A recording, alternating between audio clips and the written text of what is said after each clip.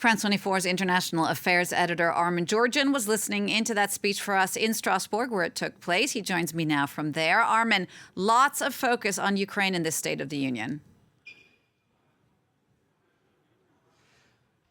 There was. I mean, it was really the core of the speech, and Ursula von der Leyen used the situation in Ukraine to link back to the whole raison d'etre of the European Union. She quoted the late David Sassoli, the former head of the European Parliament, who had said that democracy has not gone out of fashion, but it needs to be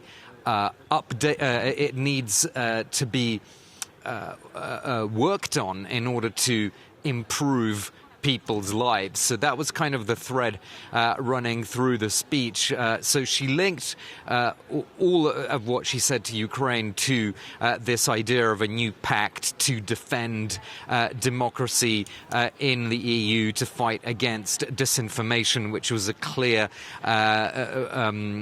reference to recent attempts by China to influence European public opinion on the issue of the Uyghurs, for example. So I think she was essentially trying to come back to what the EU is supposed to stand for, something that I suppose sometimes gets lost in, all the discussions of the more, technocratic aspects of what the European Union does.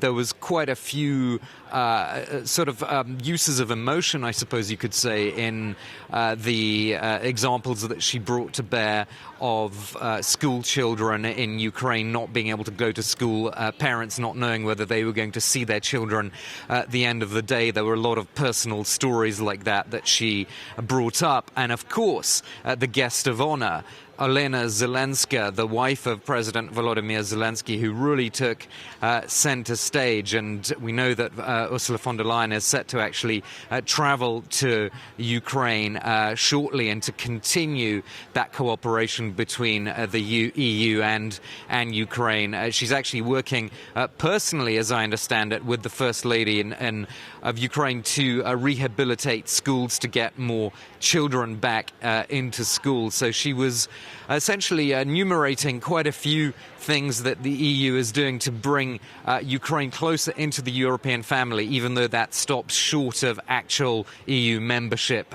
for Ukraine.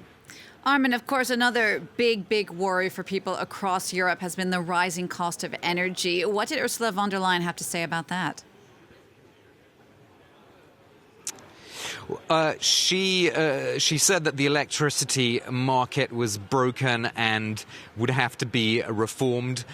She mentioned a few points that she wants EU leaders to take forward in the next few weeks. So one is to ration electricity at peak hours, which is something that's been talked about already the last few weeks. Cheaper power for certain customers.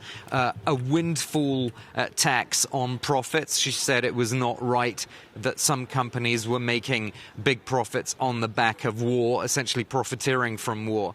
And the fourth element was looser rules for trading on the energy markets. But note that the most controversial idea that's been thrown around recently, that of an outright cap on the price of gas imported to Russia, that doesn't seem to be an idea that's finding consensus across the whole of the EU.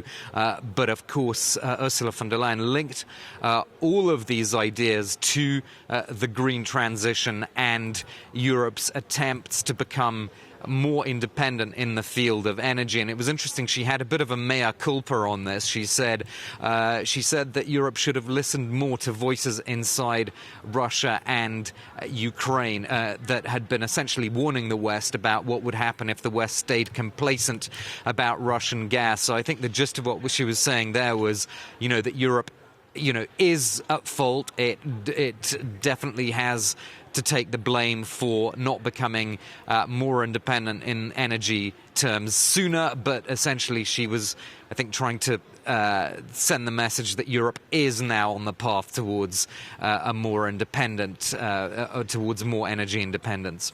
So, Armen, obviously the big themes were Ukraine and electricity. What else came out of this State of the Union today in Strasbourg?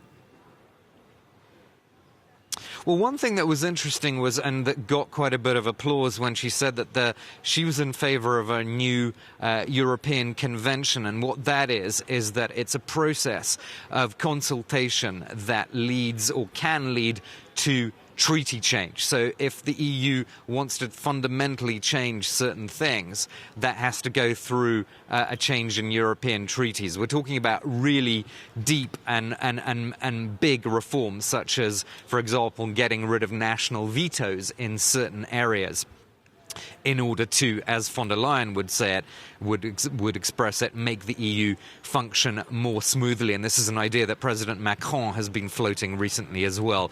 So I think the idea of a European convention in order to change the treaties, that to me was a reference to this idea of getting rid of national vetoes in some areas in order to get to decisions more quickly, because the situation at the moment is that you need unanimous decisions on a lot of things, which means that you simply don't get to unanimity on certain areas. That's a good thing or a bad thing, depending on whether you want more Europe or more national sovereignty.